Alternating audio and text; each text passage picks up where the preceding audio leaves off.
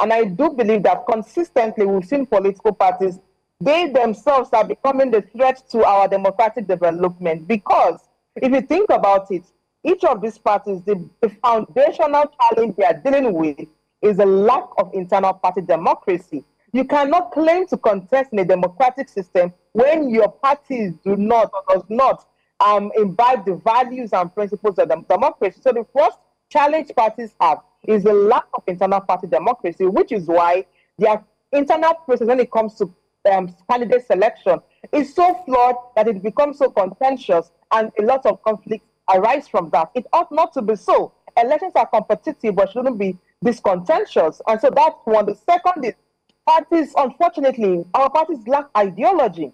The only thing they care about is grabbing power. So it's all about contest for power. You cannot hold any party and say this is what differentiates this party from the other. It's almost like the only difference within our political parties are their party logos. And that is not how political parties ought to be structured as a key institution in our democracy. And so I do believe that parties are part of the problem. And perhaps I should add that earlier I talked about 3 levels of accountability. I think there's a 4th layer of accountability. And that is the accountability political parties owe the citizens. Why?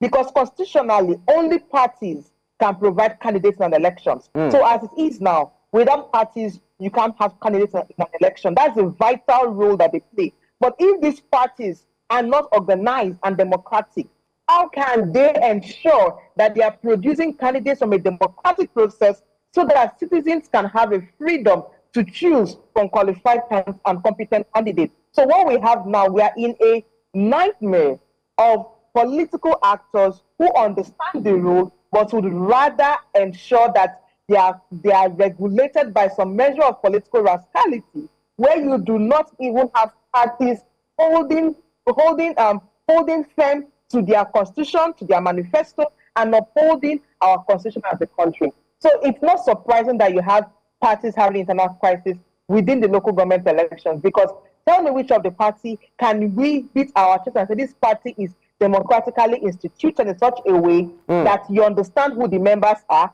the leadership emerged in the party through a democratic process, and that members are responsible and members understand who to hold accountable when things fail.